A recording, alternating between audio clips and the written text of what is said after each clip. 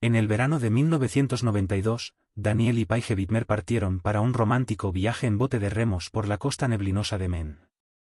Los lugareños recuerdan haberlos visto zarpar desde el pequeño puerto de Devil's Elbow, para no volver jamás. El bote fue encontrado a la deriva 3 días después, vacío.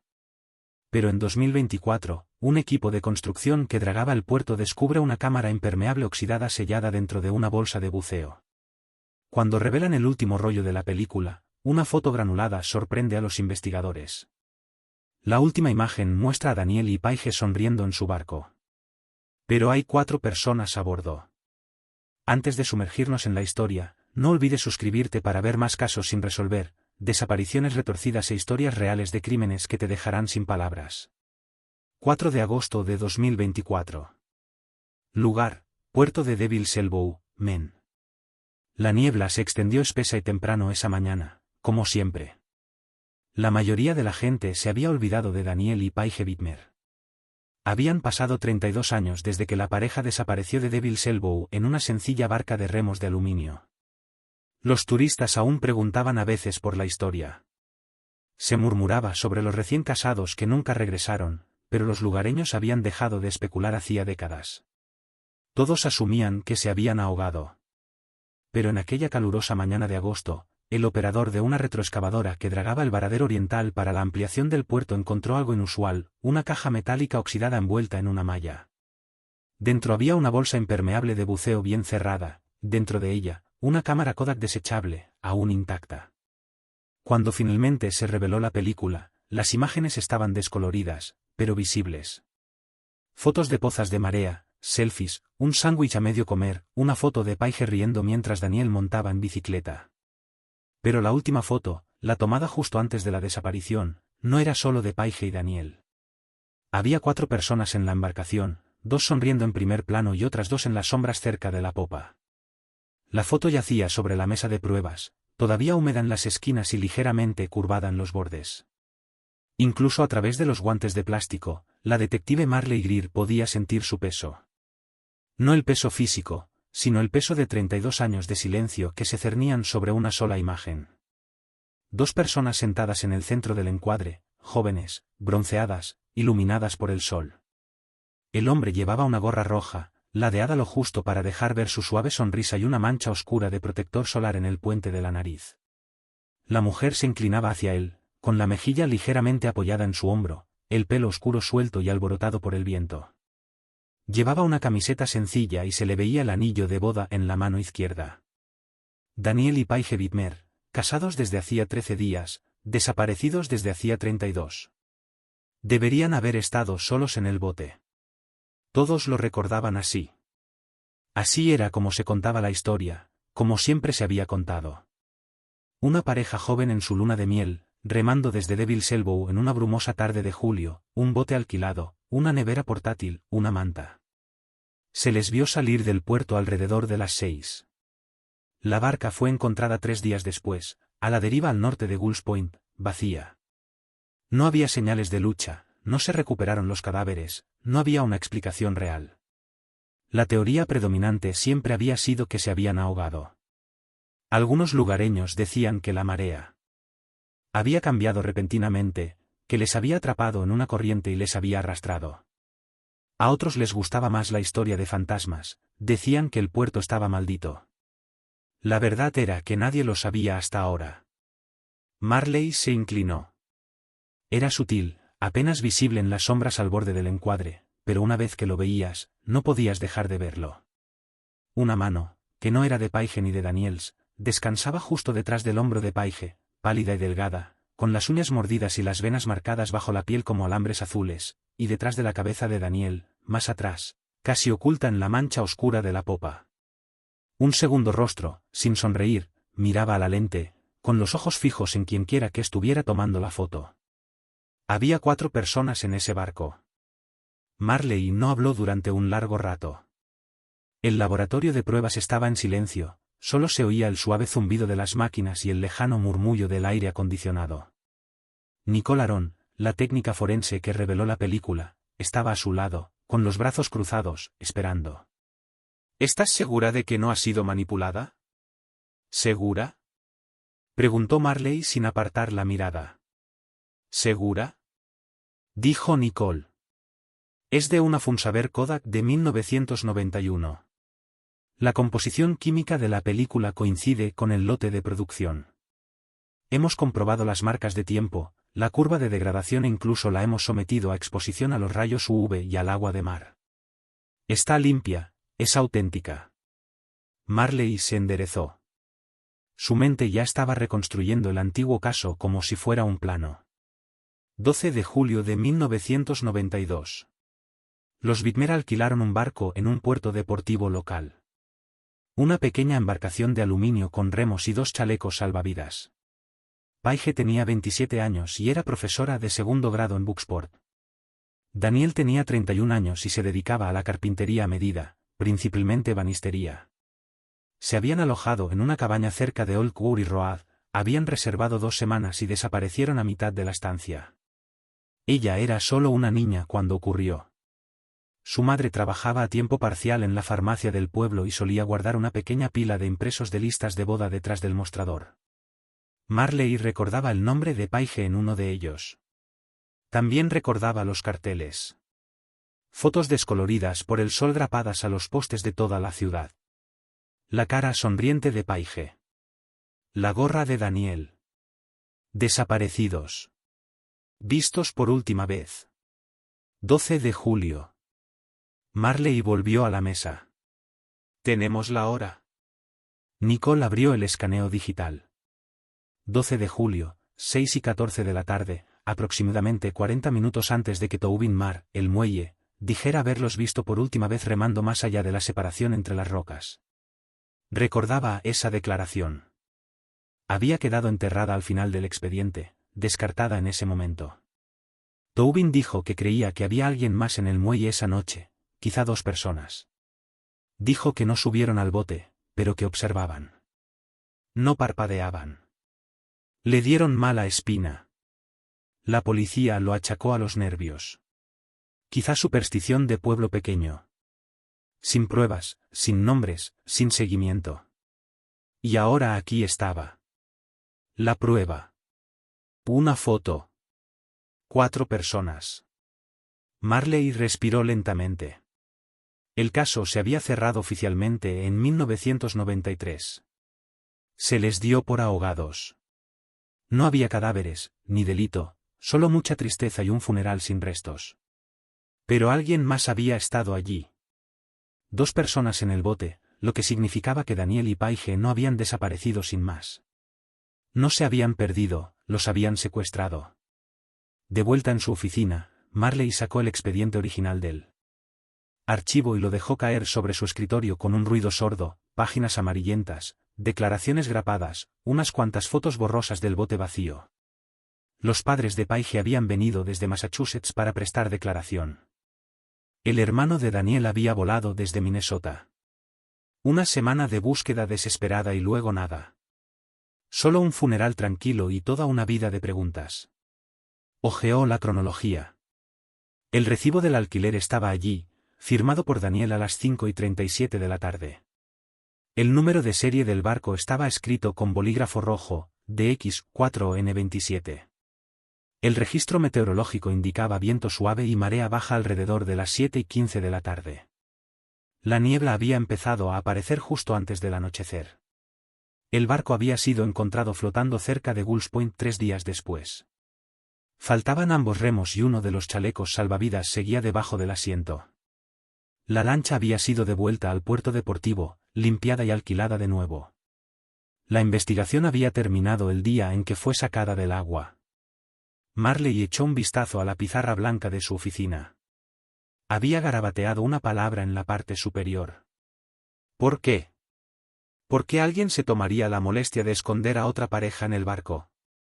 ¿Por qué secuestrar a los Widmer? ¿Por qué esperar 32 años para ser descubierto? Volvió a mirar la foto. Paige estaba riendo, con la cabeza ligeramente inclinada hacia atrás. Daniel tenía una mano en el timón y la otra rodeando la cadera de Paige, detrás de ellos. La otra mano, la que descansaba sobre el hombro de Paige, estaba flácida, relajada, como si no se estuvieran escondiendo, como si ese fuera su lugar. La segunda cara en la sombra miraba fijamente desde la foto como si estuviera esperando a ser vista. Marley sacó el bolígrafo de la chaqueta y tachó la última línea del resumen del expediente. Estado, presuntamente ahogados. Caso cerrado. Trazó una gruesa línea negra sobre las palabras y las sustituyó por otras 3. Caso reabierto. 9 de agosto de 2024. Afuera, la niebla había vuelto a cubrir el puerto, espesa e inmóvil. En algún lugar bajo el agua, la verdad había esperado durante 32 años. Ahora comenzaba a salir a la superficie. El puerto deportivo no había cambiado mucho desde 1992. Marley se paró sobre las tablas de madera deformadas del muelle principal y observó cómo la marea chapoteaba perezosamente bajo sus botas. La caseta de alquiler seguía pintada del mismo azul pálido, con la pintura descascarillada como piel quemada por el sol, y las mismas campanas de viento oxidadas tintineaban en los aleros. Un cartel descolorido de alquiler de barcos colgaba torcido sobre la ventana, apenas legible. El nuevo propietario, un hombre corpulento de unos 60 años llamado Bill Marr, era sobrino de Tobin Marr, el encargado del muelle que había prestado declaración como testigo original. Tobin había fallecido hacía 10 años.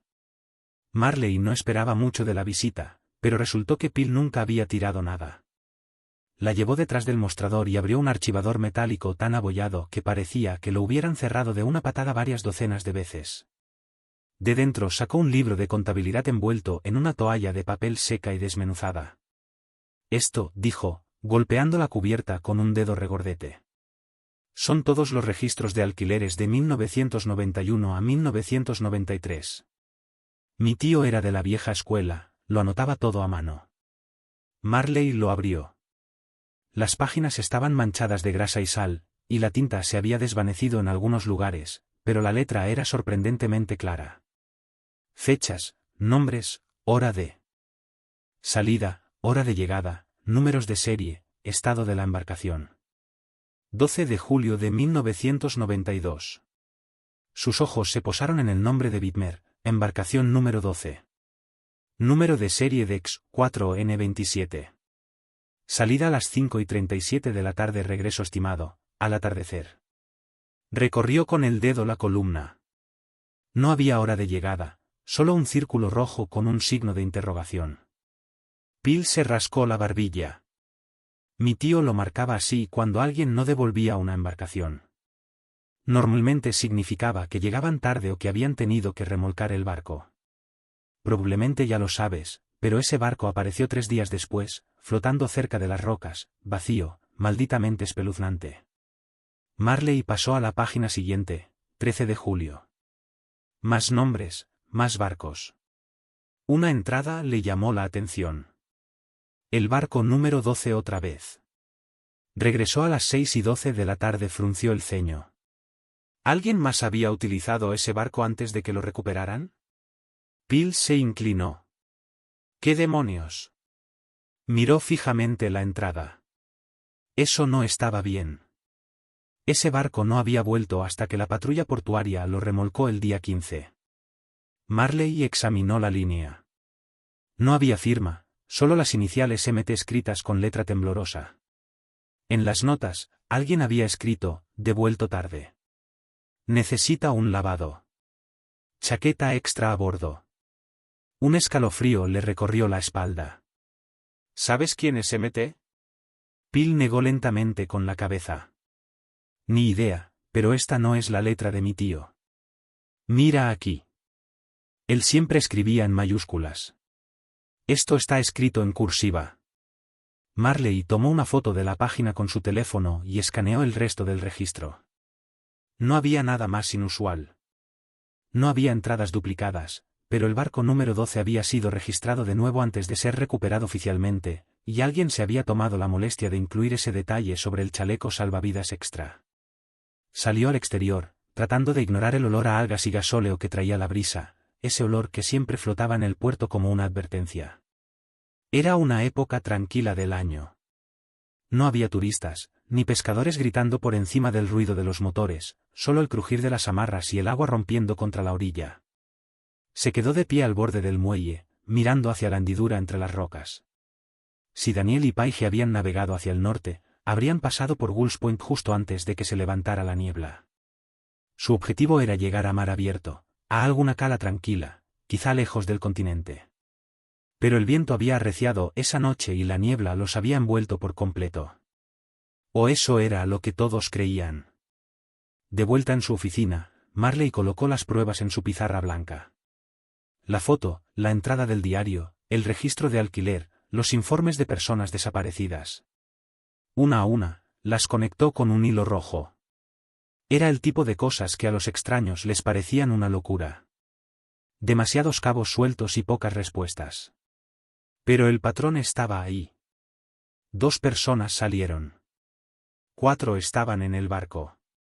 El barco regresó con un solo chaleco salvavidas y alguien mintió sobre la hora en que regresó.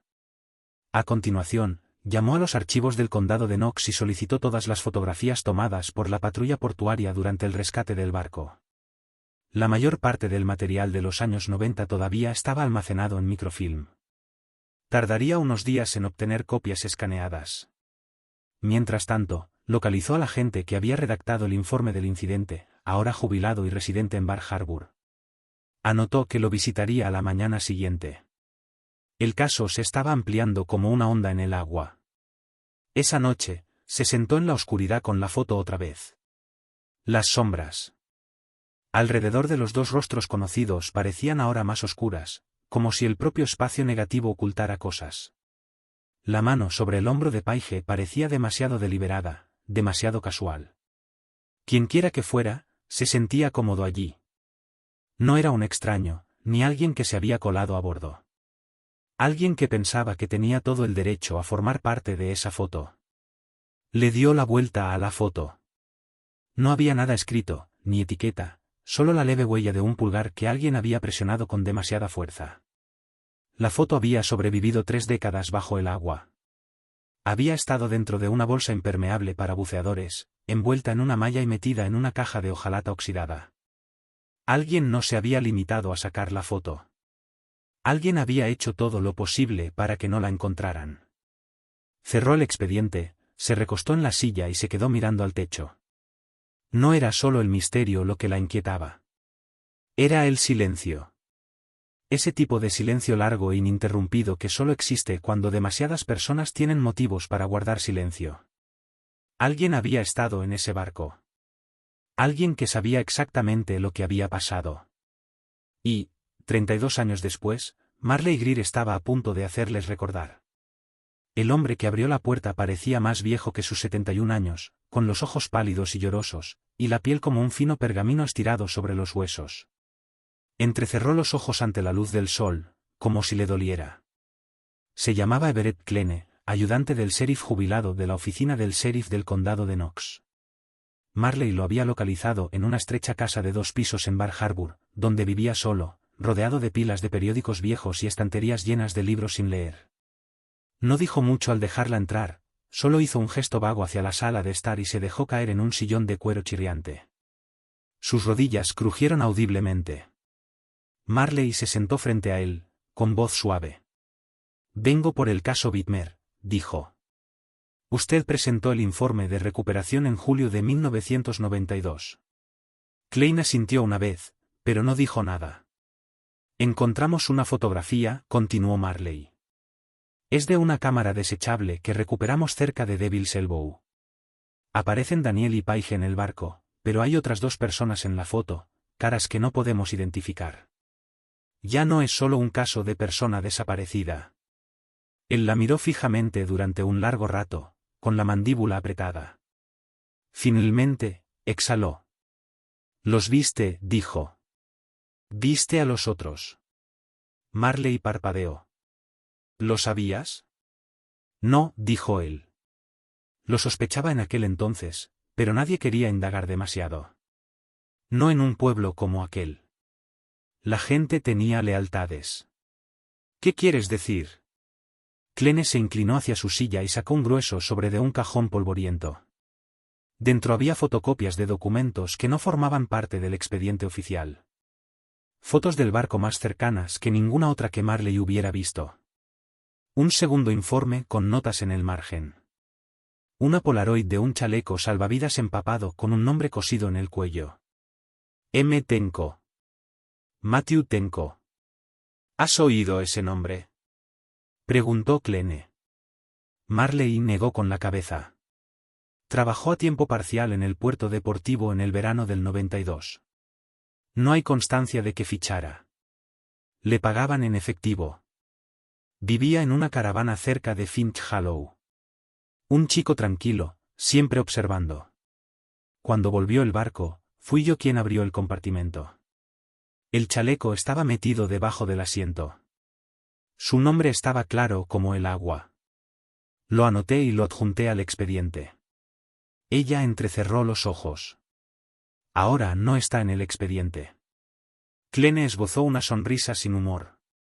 No creía que estuviera. Marley se recostó en la silla y procesó la información. El registro de alquileres tenía las iniciales MT anotadas el día después de la desaparición de la pareja. Alguien había registrado el barco como devuelto y limpio.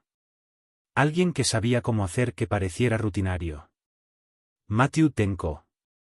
¿Qué le pasó?, preguntó ella. Desapareció. Klein dijo que 6 meses después de los Whitmer, simplemente hizo las maletas y se fue.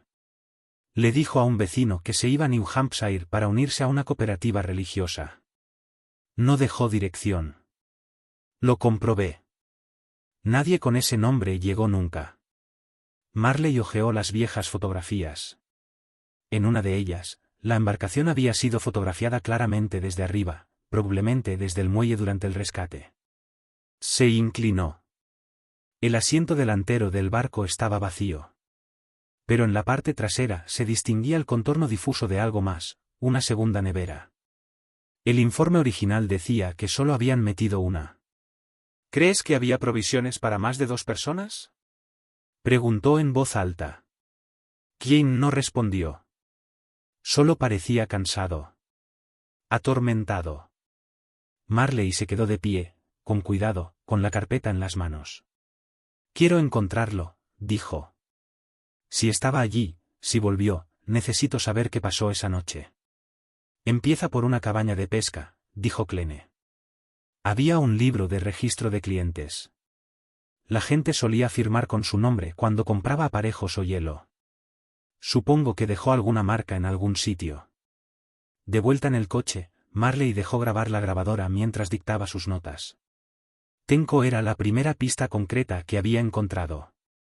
Añadió su nombre al tablón nada más llegar a la comisaría y lo rodeó con un círculo rojo debajo de la foto. Volvió a sacar el expediente del caso, ahora con el sobre de Klein, y comparó todos los detalles. No había ninguna mención a Tenco en ninguna parte. Alguien lo había borrado.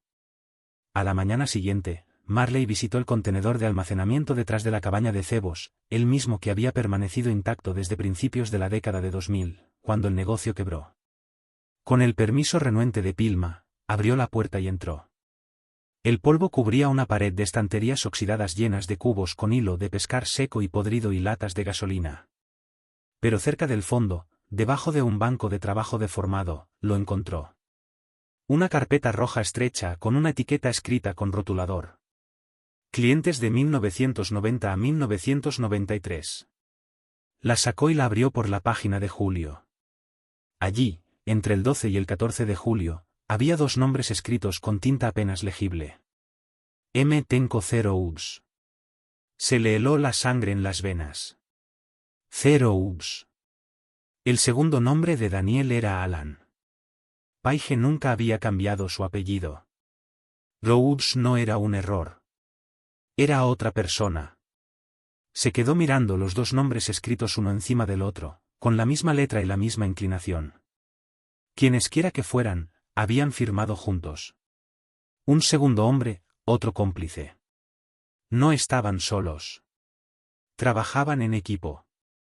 Hizo una foto y cerró el libro lentamente. A sus espaldas, el viejo techo de hojalata crujió con el empuje del viento. Por primera vez en 32 años, la historia empezaba a cambiar. Ya no se trataba de una pareja desaparecida.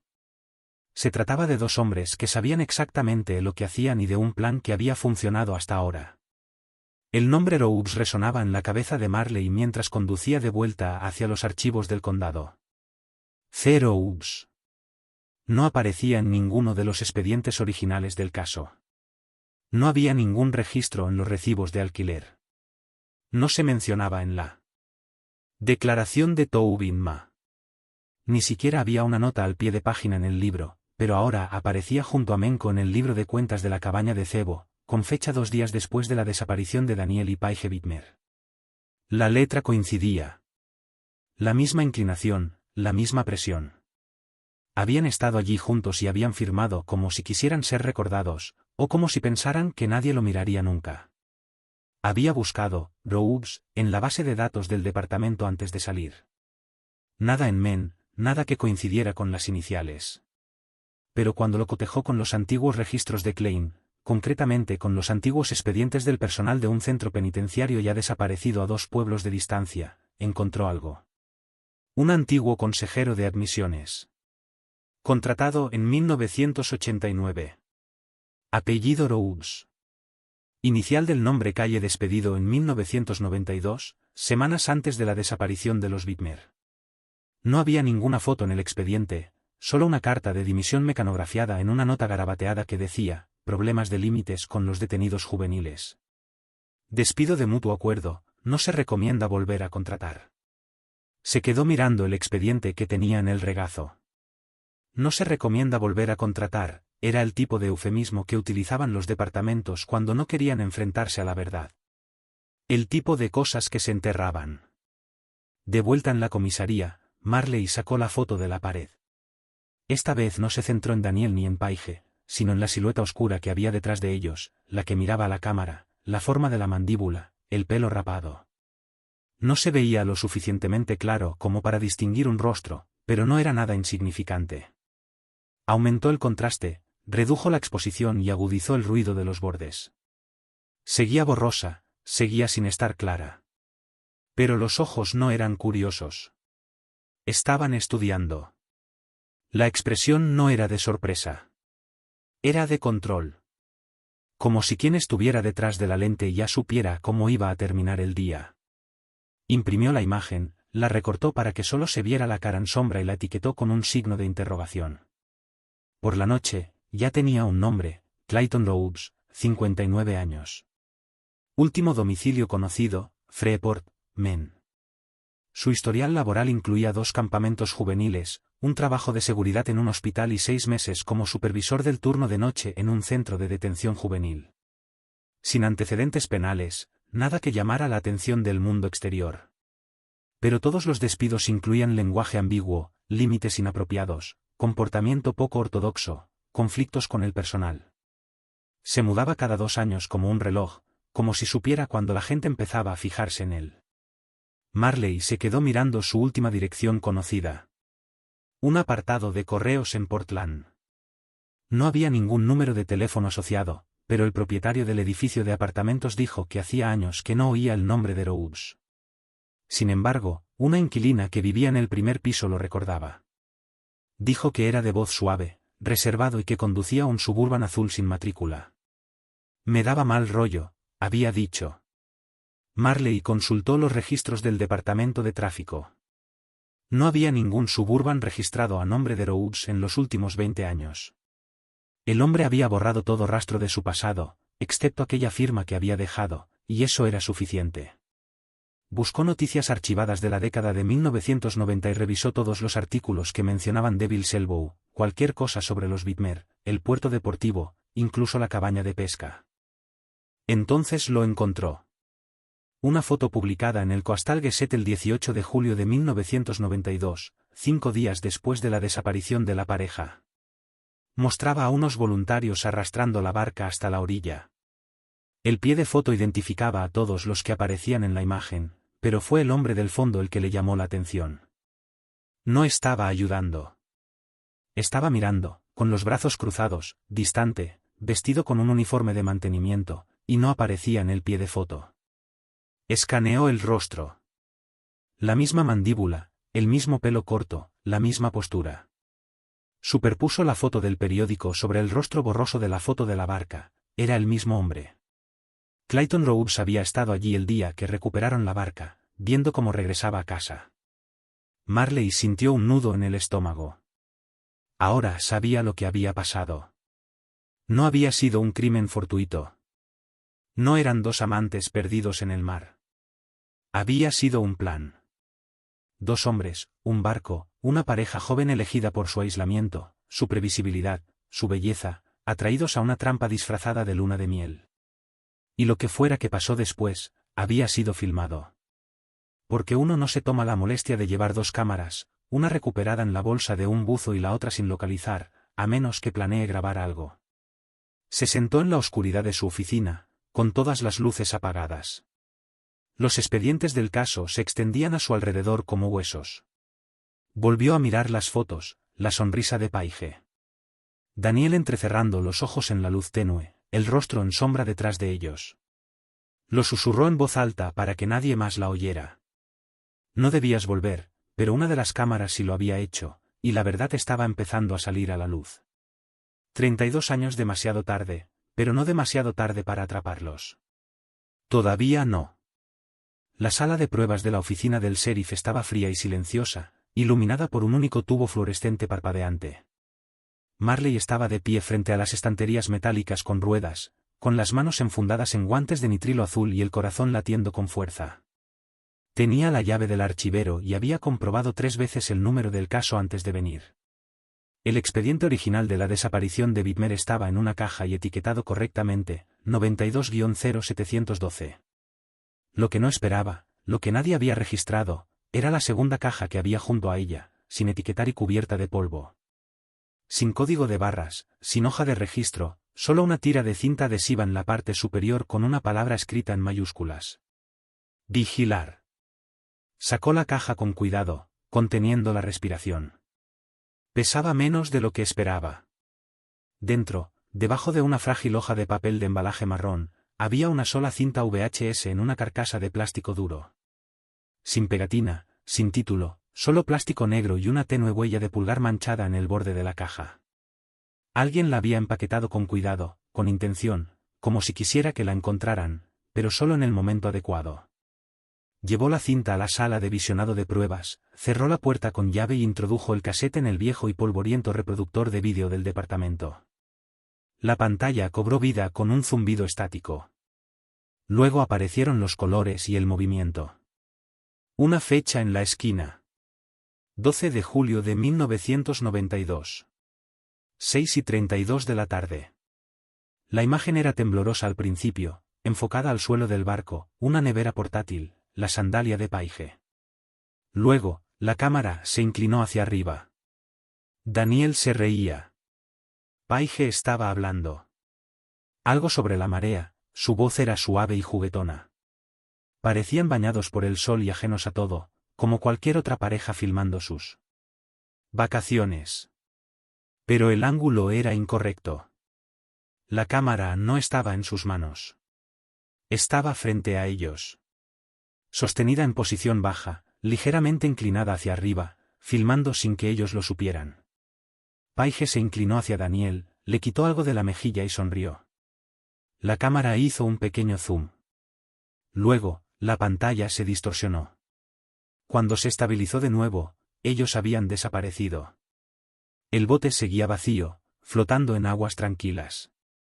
30 segundos de silencio.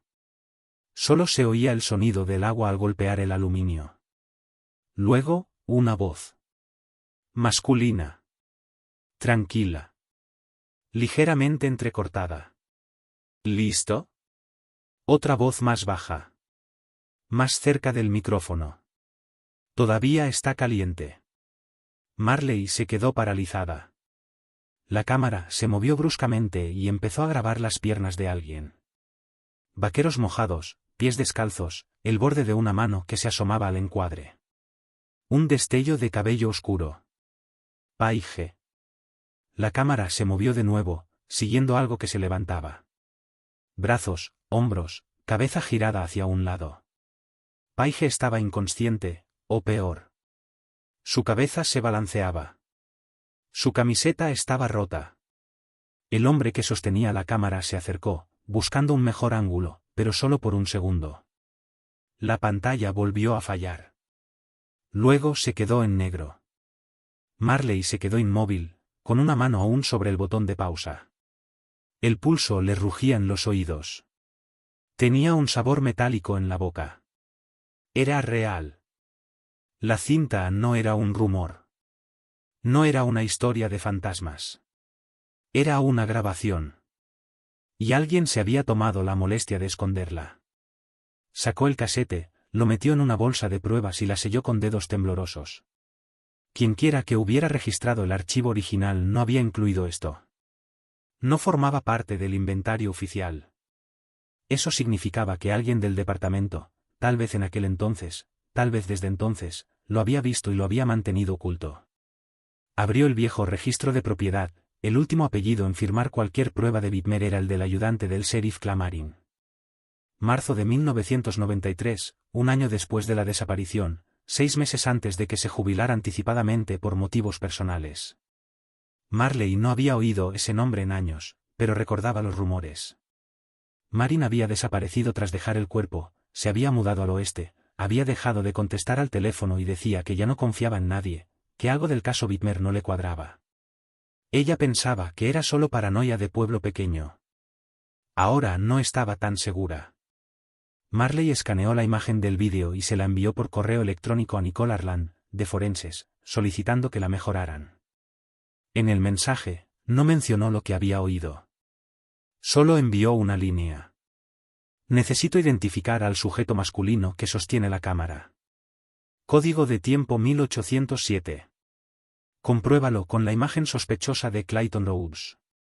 Luego se quedó mirando la pantalla, fijándose en el fotograma congelado. El de Paige con la cara ligeramente girada hacia la lente, los ojos cerrados y la mandíbula floja. Ahora no había duda. Paige no se había ahogado. No había desaparecido. La habían secuestrado y filmado. La cámara había seguido grabando mucho después de lo que nadie pensaba. Y si esta cinta había sobrevivido, podía haber más. Tenía que haber más. De vuelta en su oficina, escribió una frase en el tablero del caso con un rotulador negro debajo de la línea de tiempo. Encontrar la segunda cinta, porque siempre había una segunda cinta. La gente como las carreteras no se detenía a la una y nunca trabajaba sola. Marley no durmió esa noche. Se quedó mirando el ventilador. Del techo hasta que el amanecer comenzó a colarse por las persianas, con la mente dando vueltas a imágenes que no podía borrar. El cuerpo inerte de Paige, la voz que decía, todavía está caliente. La cámara que seguía grabando. Seguía oyendo el clic de la ranura de la cinta al cerrarse y veía esa única palabra escrita en la caja de cinta adhesiva. Observa. A las 7:30 de la mañana, estaba aparcada frente al almacén de Finch Hollow. Una instalación tranquila y destartalada junto a la ruta 17. La mitad de los trasteros estaban oxidados y cerrados. Una luz de seguridad rota zumbaba sobre la verja, encendiéndose y apagándose como un insecto moribundo. Había seguido la pista de la antigua factura de servicios públicos que Clayton Rhodes había dejado en su último apartamento conocido, escondida en una carpeta de alquiler escaneada con un nombre diferente, Charles Delaney. Era un alias poco elaborado, probablemente falso, pero la factura era real. $43 con 12 céntimos pagados mensualmente a Finch Hollow Story, unidad 117. La dirección estaba inactiva desde 1996. Sin reenvío, sin cancelación, solo silencio. Se acercó a la oficina, con la placa enganchada al cinturón, y llamó al cristal antibalas. Apareció un hombre de mirada borrosa con una sudadera con capucha, bebiendo de una taza gigante de café negro. Necesito acceder a una unidad abandonada, dijo. Policía, Condado de Knox, tienen un trastero 117 alquilado a nombre de Charles Delaney. El hombre miró su identificación, frunció el ceño y buscó en el registro. Ese lleva sin pagarse desde 1996.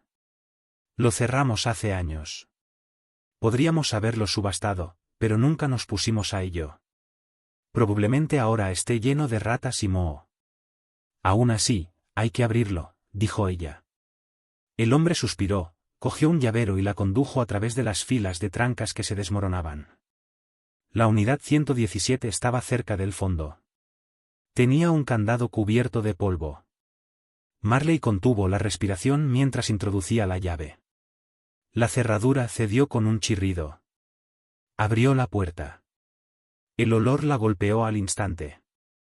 Moho, papel viejo, algo agrio y mecánico. Dentro había 6 cajas de plástico apiladas contra la pared. Un viejo baúl y una bolsa de viaje negra cubierta de moho. No había muebles ni etiquetas, solo cosas destinadas a desaparecer. Abrió la primera caja y encontró libros, manuales técnicos de carpintería, fontanería y renovación de viviendas, y algunas notas escritas a mano. La segunda caja contenía cintas VHS en blanco, docenas de ellas todavía en sus fundas, sin etiquetar.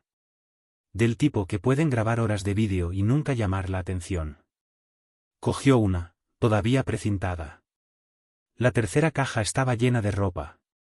Marley sintió un nudo en el estómago. Las tallas no coincidían. Eran demasiado pequeñas. Camisetas de niña, bañadores, sandalias, pijamas con personajes de dibujos animados descoloridos, todo cuidadosamente doblado, todo viejo. Cerró la caja con cuidado. El baúl estaba cerrado con llave, pero las bisagras estaban oxidadas. Tiró con fuerza y se abrió con un chirrido. Dentro había carpetas, montones de ellas, con nombres escritos a mano, fechas, lugares y notas garabateadas con letra apretada. Leyó una carpeta. Asunto, PW. Fecha, 12 de julio de 1992. Admisión inicial, 6:47 de la tarde. Respuesta a la sedación, obediente, desconectada, sin resistencia. Segunda sesión programada para el 14 de julio de 1992. Cancelada por riesgo de contaminación. Grabación archivada. Número PR11. Número PR12. Número PR13. Le empezaron a temblar las manos. PW Paige Whitmer. PR. Habitación Princess. La misma frase que la había perseguido en la cinta. El mismo título de las etiquetas de las pruebas encontradas en el buzón anónimo. Pasó a otra carpeta. Asunto, AM, Asunto, LS, Asunto, CG. Ninguno de los nombres significaba nada todavía, pero todos venían con notas, diagramas, observaciones, registros de vídeo, como si alguien hubiera estado creando perfiles, registros experimentales sobre vidas humanas. Pasó a la última caja. Esta tenía una pegatina roja en el lateral, descolorida, pero con duplicados visibles. Dentro había cintas, cientos, todas etiquetadas, todas cuidadosamente ordenadas. Marley echó un vistazo a los lomos. PR número 1, PR número 2, PR número 3, PR número 157. Sus dedos se posaron en el PR número 11, la primera grabación mencionada en el expediente de Paige. Dudó, con el corazón latiéndole con fuerza. Tenía que verlo. De vuelta en la oficina del sheriff, en la intimidad de la sala de visionado, introdujo la cinta en el reproductor. La pantalla parpadeó y luego se estabilizó. La imagen era más nítida que la de la primera cinta. Paige estaba sentada en una cama rosa, con la misma camiseta sin mangas de la foto, descalza, con las piernas cruzadas de forma torpe. Tenía los ojos entrecerrados, el rostro flácido, drogada. La cámara hizo un zoom. Una voz detrás murmuraba palabras de ánimo. Buena chica. Así, papá está orgulloso. Luego, la voz dijo un nombre. Cla, trae las luces. Una segunda figura entró en el encuadre. Más mayor, más alto, delgado. El rostro era inconfundible. Clayton Rhodes. Y a su lado, apenas visible, había otro hombre, rubio, más joven, nervioso. Matthew Tenko. Ambos estaban allí. Marley apretó el botón de pausa y se quedó sentada en silencio, temblando. No solo habían secuestrado a Daniel y Paige. Lo habían filmado, catalogado y repetido. Solo en ese cubo había más de 100 cintas. ¿Cuántos otros nombres había enterrados en esas carpetas? ¿Cuántos nunca habían sido denunciados como desaparecidos? La pregunta era demasiado grande para soportarla. Colocó el PR número 11 en una bolsa de pruebas, lo marcó con cuidado y se dirigió directamente a la oficina del capitán. Este caso, dijo con voz ronca, acaba de pasar a ser federal porque ya no es un caso sin resolver local. Esto fue organizado, deliberado y forma parte de algo mucho más grande. Algo que ha estado operando en las sombras durante décadas. Los agentes federales llegaron antes del amanecer. 2 todoterrenos sin distintivos. 3 miembros de un grupo de intervención rápida de Boston. Marley se quedó al borde del aparcamiento del sheriff mientras descargaban escáneres portátiles, maletines para pruebas y a un agente del Departamento de Seguridad Nacional. Se movían como si ya supieran a qué se enfrentaban. Ella les informó con frases concisas. Cintas VHS etiquetadas por sesión, códigos de fecha vinculados a múltiples víctimas posibles y 2 sospechosos identificados. Clayton Rhodes y Matthew Tenko, ambos desaparecidos desde hacía mucho tiempo. Uno presuntamente muerto, el otro posiblemente aún en activo. No se inmutaron. Ya habían visto cosas así antes. Una de las agentes, la agente Kravitz, una mujer pálida con ojos hundidos y voz inexpresiva, pidió un lugar tranquilo para ver el catálogo completo. Marley la llevó a la sala de medios y cerró la puerta tras de sí. No se quedó a mirar. En su lugar, profundizó en el rastro de documentos. Cotejó todas las carpetas del almacén con los informes de personas desaparecidas entre 1987 y 1995. Algunos nombres coincidían. La mayoría no, pero un lugar aparecía una y otra vez. Alfbridge Lake, una remota zona lacustre a 40 minutos tierra adentro. El nombre aparecía en 2 expedientes, el PR número 24 y el PR número 36. Consultó los registros catastrales. Había una cabaña registrada a nombre de una sociedad limitada que ya no existía. No había imágenes ni fotos oficiales, pero una solicitud de mantenimiento de 1991 mencionaba reparaciones de fontanería y el servicio del generador, firmada por Menko. Todavía estaba allí. Marley no esperó refuerzos. La carretera que llevaba al lago Alfbridge era poco más que un camino de tierra lleno de baches que atravesaba un denso bosque de pinos. La lluvia había ablandado los arcenes y su coche derrapó al subir la última colina. En la cima, apagó el motor. La cabaña se encontraba a unos 100 metros del agua, desgastada por el tiempo, pero intacta. Tenía revestimiento de madera gris, un porche hundido y una ventana rota parcheada con cinta adhesiva. La naturaleza había comenzado a reclamarla. Hiedra, musgo y raíces de árboles sobresalían bajo los escalones, pero se mantenía en pie, sólida, sin que el tiempo ni nadie la hubieran tocado. Sacó la linterna y atravesó la maleza. La puerta principal se abrió con un chirrido y sin mucha resistencia. No tenía cerradura. Dentro olía a podredumbre y a lana vieja y húmeda. No había muebles, solo una silla plegable y una caja de leche cubierta de polvo. Un cable negro recorría la pared, todavía grapado con cuidado, y conducía a una cámara de seguridad apagada montada en una esquina. Caminó con cuidado por el suelo deformado y abrió una puerta a la izquierda. En el suelo había un colchón. Una manta rosa, una lamparita infantil con forma de conejo. Marley no se movió.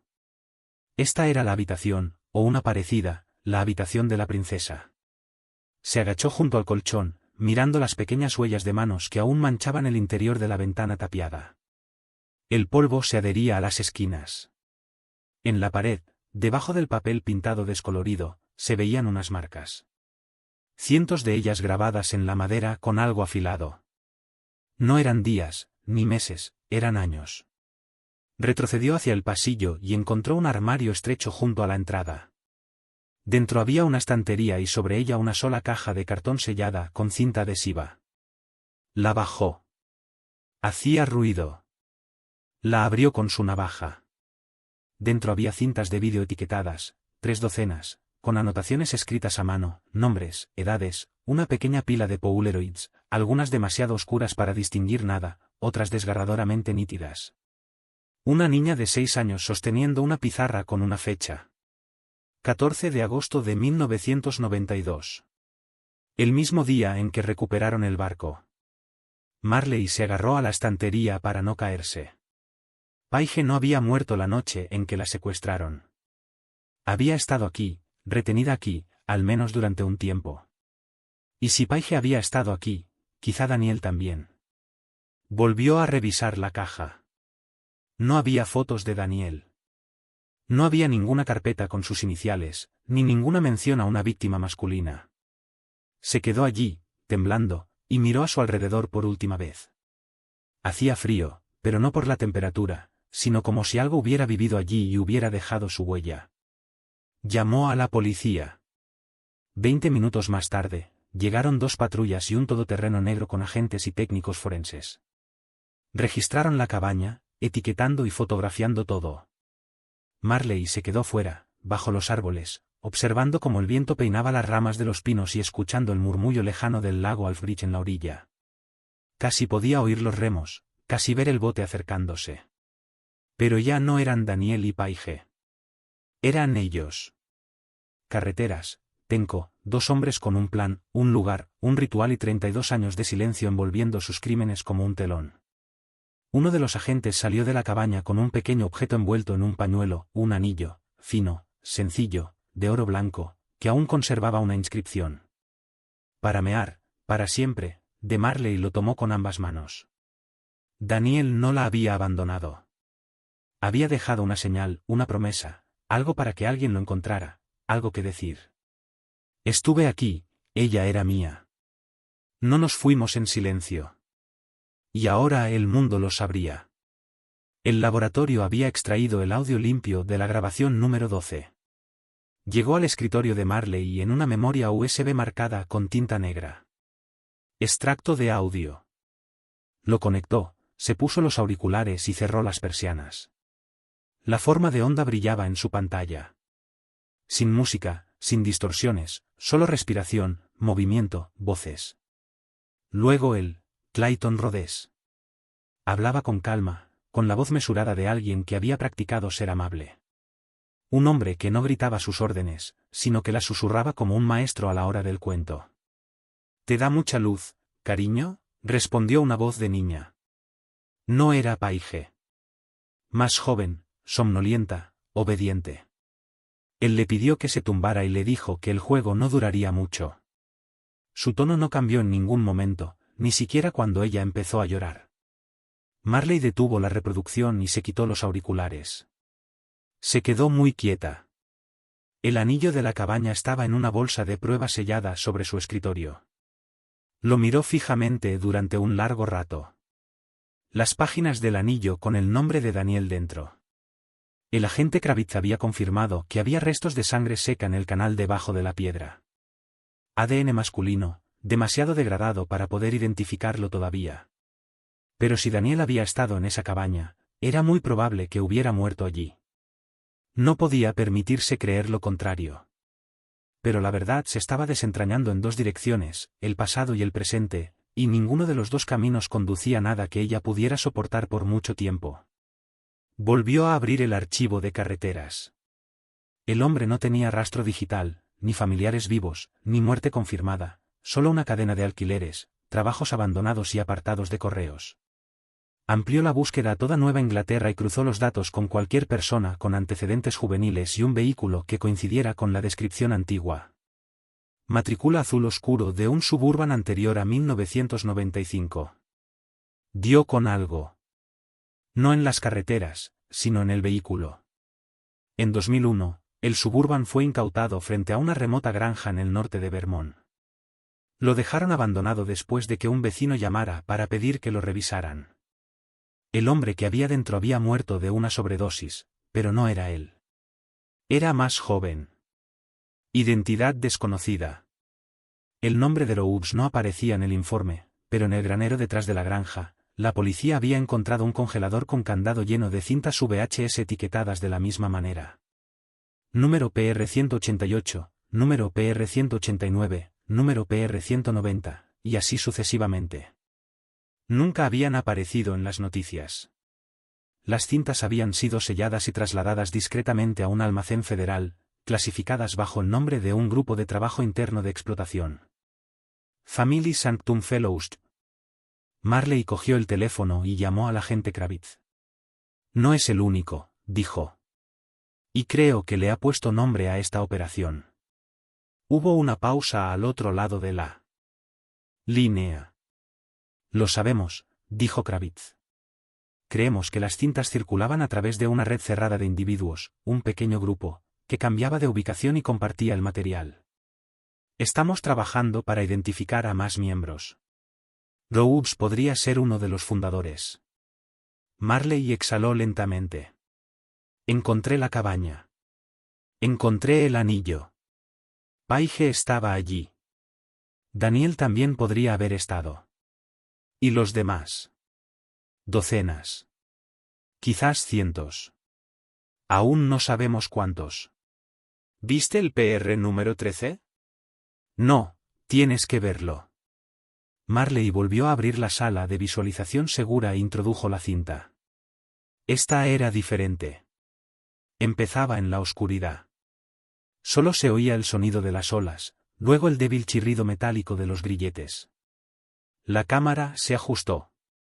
Estaba dentro del barco, mirando a Daniel. No estaba muerto. Aún no. Estaba atado. Las muñecas atadas a la barandilla, la cabeza gacha, respirando superficialmente. Una voz detrás de la cámara, Tenko, más joven, más frenética, hablaba en voz baja. ¿Lo dejamos aquí o acabamos con él? Rhodes respondió con calma. Es demasiado fuerte. Ella es el objetivo. Él solo era un complemento. Entonces Daniel habló. Era un susurro. Crudo, sangriento. Arderéis por esto. Rhodes no respondió. La cámara giró. Por un momento, se vio el rostro de Paige. Miró directamente a la lente. Tenía el labio partido. Sus ojos estaban vivos y luego se quedaron inmóviles. Marley pulsó pausa. Se quedó mirando la imagen congelada. Paige sabía que la cámara estaba grabando. La había mirado directamente, como si le suplicara a alguien que la viera algún día. Y ahora alguien lo había hecho. Marley salió de la habitación y metió la cinta en una nueva bolsa de pruebas. Esa imagen, Paige mirando a la cámara, ya no era solo una prueba. Era un testigo superviviente. Y Marley se aseguraría de que el mundo la viera. Se dirigió a la zona de operaciones del grupo de trabajo, donde los agentes estaban revisando el catálogo. Quiero hacerlo público, dijo. Quiero la foto, el anillo, la imagen de Paige en esa última cinta. Quiero que se publique todo. Kravitz levantó la vista. ¿Estás segura? Sí. Entonces empezaremos con un nombre. Marley no dudó. Clayton Rhodes y Matthew Tenko. Porque esto ya no era una leyenda. No era solo un misterio. Era la verdad. Él la había estado observando. Marley lo sintió antes de darse cuenta. Una certeza lenta y progresiva que se instaló en la base de su cuello como dedos fríos. Comenzó como una sombra en su periferia. Un coche que vio 2 veces en el mismo día. Luego se convirtió en un hombre, de mediana edad, chaqueta caqui, pelo ralo, de pie al otro lado de la calle de la estación cuando ella se marchaba por la noche. Nunca fumaba, nunca hablaba, solo se quedaba de pie con las manos en los bolsillos y los ojos fijos en la puerta. Nunca parpadeaba. Al principio, se dijo a sí misma que eran los nervios. El caso se le había metido bajo la piel, se había colado en sus sueños y contaminaba cada momento de tranquilidad. Pero al tercer día, supo que no era su imaginación. Él esperaba a que terminara su turno. Siempre la observaba desde la distancia, siempre se marchaba antes de que llegara el refuerzo. Buscó su rostro en las imágenes de seguridad y no encontró nada.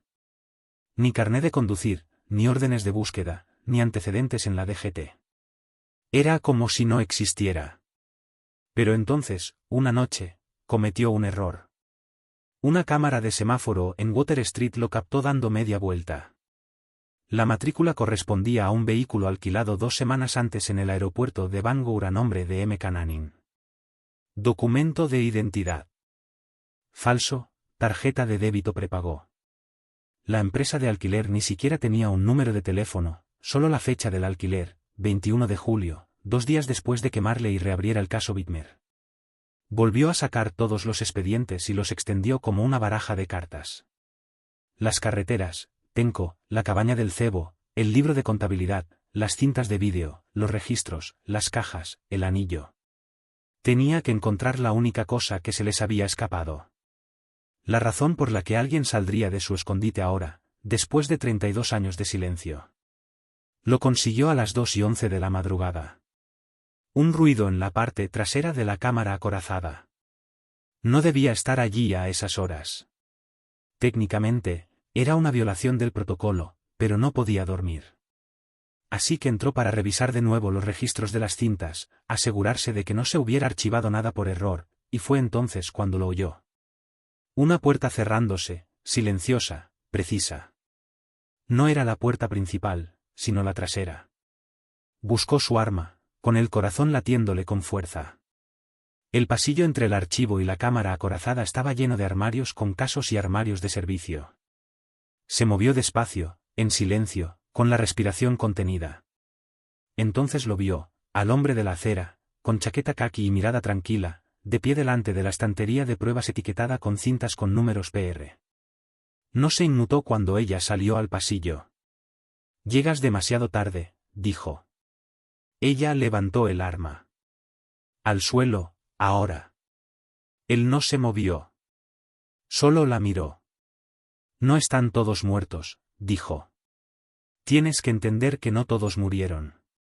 A algunos los mantuvieron protegidos. Boca abajo, las manos detrás de la cabeza. Ella era especial», dijo. Paige entendió lo que eso significaba. Marley disparó un tiro de advertencia al suelo. Esta vez él se estremeció y cayó de rodillas. Ella lo esposó y llamó a refuerzos. No opuso resistencia, no dio su nombre. Pero cuando le tomaron las huellas dactilares, la base de datos lo identificó en cuestión de segundos. Matthew Tenco, vivo, arrestado, allí mismo, en la oficina del sheriff del condado de Knox. Tras 32 años de ausencia, no dijo nada durante el registro, rechazó un abogado, rechazó la comida, se quedó sentado en la sala de interrogatorios, mirando fijamente al espejo. Marley lo observaba desde detrás del cristal. Tenía el rostro más delgado, pero los ojos no habían cambiado. Seguían muertos, seguían escaneándolo todo. Entró en la sala. «¿Sabes por qué estás aquí?», dijo. Tenco sonrió lentamente, con amargura. «Nunca me fui realmente». «¿Dónde está Rhodes?». Eso borró la sonrisa. «Muerto», dijo tras una pausa. «Murió hace años, pero dejó cosas. Cosas que yo guardé». Marley lo miró fijamente. «¿Dónde está Daniel Whitmer?». Otra pausa. Luego se fue. «Muerto». Tenco se inclinó hacia adelante. Se fue. Ella quería golpearlo. «En cambio», dijo, «trajiste el infierno a la vida de las personas. No eres especial. Eres un depredador». Él inclinó la cabeza. «Crees que has descubierto algo profundo, pero solo has arañado la superficie». Deslizó una foto por la mesa. Paige mirando a la cámara desde el PR número 13. Tenco tocó la esquina de la imagen. Le temblaba la mano. «No debía aparecer en las cintas», murmuró. Ese no era el plan. Ella era para las carreteras. Era un ser humano. Era preciosa. Marley se puso de pie. «Te enterraremos bajo la prisión». Tenco no dijo nada, pero su boca se crispó una vez, como si no le importara en absoluto la idea. Esa noche, Marley se quedó sola en la sala de visionado y volvió a ver el PR número 13. Observó a Paige mirando fijamente a la lente, al tiempo, al futuro. Esta vez, susurró a la pantalla, «Te veo». Y lo decía en serio. Todos lo harían. 2 días después del arresto de Tenco, un buzo llamado Nathan Bell hizo un descubrimiento que lo cambió todo. No formaba parte del equipo oficial, solo era un lugareño, antiguo miembro de la Guardia Costera, que había seguido el caso Widmer desde que era adolescente. Inspirado por la reapertura de la investigación en el comunicado de prensa del FBI, en el que se mencionaban las carreteras y Atenco, sacó su sonar personal a Devil's Elbow y comenzó a barrer Southern Inlet, una zona que nunca se había registrado completamente en 1992 debido a un deslizamiento de tierra que sepultó el Eastern Trail. A las 3:12 de la tarde, su escáner emitió un pitido. A 16 pies bajo la superficie, bajo una cortina de algas y sedimentos del lago, yacían los restos esqueléticos de un segundo bote, no la barca en la que se vio partir a Daniel y Paige. Este era más pequeño, de estilo lancha, de fondo plano, intacto por el clima, tragado por el agua y olvidado. Bell marcó la ubicación, se sumergió con una GoPro acoplada al casco y envió las imágenes directamente a la oficina del sheriff. Marley las vio en su monitor con la garganta seca y la mandíbula apretada. La cámara pasó por encima de fibra de vidrio agrietada, redes de cuerda y una bolsa de lona impermeable encajada debajo de un banco roto. Bell la abrió bajo el agua y reveló su contenido. Ropa. Una camisa de hombre empapada, pero aún con un ligero estampado a cuadros. Un zapato, un cinturón, dentro de un bolsillo con cremallera sellado, milagrosamente conservado, una cartera de cuero. Dentro, el carné de conducir de Daniel Widmer. La foto era de cuando era joven, bañado por el sol, con 25 años, recién casado, aún sonriente. No había sangre ni daños en la embarcación, pero sí arañazos en el borde interior de la fibra de vidrio. Profundos, como si alguien hubiera intentado salir a rastras. Marley pulsó pausa. Había más. En el fondo de la bolsa de lona, justo debajo de la cartera, Bell había encontrado un segundo objeto, un microcasete con una nota escrita con rotulador negro, para quien me encuentre, DW. No esperó. Llamó a Kravitz, pidió al laboratorio que digitalizara la cinta en menos de una hora y luego la escuchó. La voz de Daniel era diferente de lo que esperaba. Tranquila, controlada. Soy Daniel Widmer, comenzaba. Si estás escuchando esto, probablemente ya no esté aquí. Nos han secuestrado, 2 de ellos. Dicen que es un error, que querían secuestrar a otra persona, pero no nos dejan marchar. Paige. Paige fue la primera en ser secuestrada. Intenté luchar, pero me drogaron. Una pausa. Respiración. Me obligaron a mirar. Luego me dijeron que era mi turno. Marley apretó los puños. Conseguí quitarle la llave a uno de ellos. Tenko, creo que fue descuidado. Salí del primer lugar donde nos tenían, pero no muy lejos. Me encontraron en la orilla. Me golpearon. Rhodes no dijo una palabra. Solo miraba. Creo que querían matarme y enterrar el barco. Pero llegó la tormenta y algo salió mal. Otra pausa. Una voz más tranquila. Si esta cinta sigue por aquí, dile a su familia que no se rindió, que Paige luchó hasta el final. Y si te dicen que huyó o que se cayó por la borda o cualquier otra cosa, te mienten. La última frase fue más lenta, apenas un susurro. Por favor, quémalo todo, y luego silencio. Marley se quedó sentada mucho tiempo antes de moverse. Cuando finalmente lo hizo, copió la cinta en 5 discos duros diferentes y guardó el original en la caja fuerte ignífuga del departamento. Más tarde, esa misma noche, se paró en Devil's Elbow. El viento que venía del mar era cortante y el cielo estaba cubierto de nubes bajas. En algún lugar bajo sus pies, las últimas palabras de Daniel habían esperado décadas para ser escuchadas, y finalmente lo fueron. Encendió un fósforo y lo dejó caer sobre los restos podridos del libro de contabilidad de la cabaña de pesca. El que había firmado Zero Ups 2 días después de la desaparición de la pareja. Las páginas estaban arrugadas y ennegrecidas. No era justicia, todavía no, pero era el comienzo. Y lo primero que debía arder era la mentira. Llegó justo después del atardecer. Marley acababa de terminar de informar al equipo de prensa cuando recibió la llamada de la central. Una mujer que decía ser la sobrina de Paige Widmer había llegado a la ciudad. No la esperaban.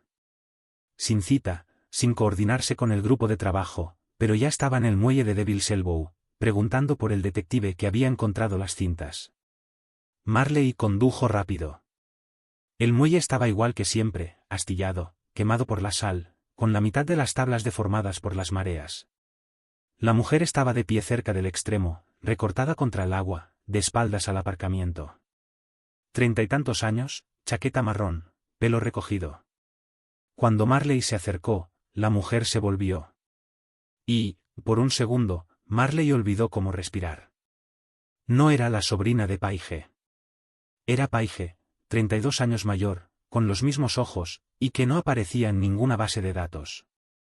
Se quedaron mirándose fijamente, con el sonido de las olas rompiendo bajo sus pies. Entonces Paige habló. He visto lo que has publicado. Marley respondió lentamente, no estás muerta. No, dijo Paige. Pero te habías ido, dijo Marley, buscando las palabras. ¿Dónde has estado? Paige miró al agua, lo suficientemente lejos como para estar a salvo. Lo suficientemente cerca como para saber cuándo había terminado por fin. Le entregó a Marley un sobre cerrado, grueso y desgastado. Dentro había fotografías, docenas de ellas. Niños, habitaciones, rostros, todos etiquetados con nombres y fechas, marcas de tiempo. Las habían tomado en las carreteras y los otros. Algunos aún estaban vivos. Marley levantó la vista, atónito. Otros formaban parte de algo más grande. La hermandad no era solo carreteras y Tenco. Tenía capas, refugios, reglas y a Daniel. El rostro de Paige cambió, se suavizó y se quebró al mismo tiempo. Murió salvándome, dijo en voz baja. Nos trasladaron después de la cabaña, pero Daniel se resistió. Creyeron que lo habían matado, pero aún no había muerto. Provocó un incendio y me dio tiempo suficiente para huir. Llegué a 16 millas de una estación de guardabosques antes de detenerme. Marley no dijo nada. Nunca di un paso adelante porque no sabía en quién podía confiar. Paige dijo que estaban en el sistema, en la policía, en los tribunales, en las redes de acogida. En las carreteras lo llamaban, la puerta dentro de la puerta. Crees que has salido y hay otra esperándote. Ahora estás a salvo, dijo Marley. Paige sonrió con tristeza. Nadie está a salvo, pero algunos estamos vigilando ahora. Nos hemos encontrado. Marley volvió a mirar las fotos que tenía en la mano. Son estas. Algunas siguen desaparecidas, dijo Paige. Pero no están muertas. Sé dónde están al menos dos. Una en New Hampshire y otra en Pensilvania. Pero ya no puedo seguir sola. Marley asintió. No lo harás. Paige se dio la vuelta para marcharse, pero se detuvo al borde del muelle. Nunca pensaron que lo recordaría, dijo. Pero lo recuerdo todo. Luego se adentró en la oscuridad. Marley se quedó allí de pie durante un largo rato, con las olas rompiendo suavemente bajo sus botas y el sobre aún caliente entre sus manos. Miró hacia el agua, donde una vez había flotado un bote, donde Daniel había dejado su anillo y Paige había dejado su voz congelada en una película. La historia no había terminado. Acababa de empezar. 2 semanas más tarde, el grupo de trabajo hizo una redada en una propiedad rural de Pensilvania. Era una casa privada con un campanario similar al de una iglesia y ventanas oscurecidas, escondida tras una espesa vegetación que no se veía en el satélite hasta que ajustaron el espectro de luz. Un dron enviado previamente había captado imágenes de zapatos de niños cerca del granero. Había barriles quemados y una cruz tallada en la tierra. Dentro, encontraron lo que Paige les había advertido. 3 supervivientes, un chico de 19 años y 2 chicas más jóvenes, de 10 y 12. Pálidos, desnutridos, pero vivos. Habían sido criados con historias sobre el juicio final y sobre lo corrupto que era el mundo exterior. Su familia era un ciclo de silencio y recompensa. Se hacían llamar, los que se quedan. Ninguno había ido nunca al colegio. Ninguno había visto nunca el océano, pero todos reconocieron el nombre de Paige cuando les mostraron una foto. Ella fue la que escapó, susurró el chico. Prometió que volvería. Las cintas del sótano sumaban más de 200 VHS Betamax. Algunas estaban rotas, otras deformadas por el fuego, otras en perfecto estado, catalogadas por iniciales y fecha. Y todas eran copias. Los originales, según averiguaron, habían estado almacenados en 3 estados diferentes, intercambiados entre tutores y encriptados con un código que solo unos pocos conocían. Pero ahora, poco a poco, con cada búsqueda, con cada sobreconfiscado, estaban desmontando el asunto, deshaciéndolo nombre a nombre.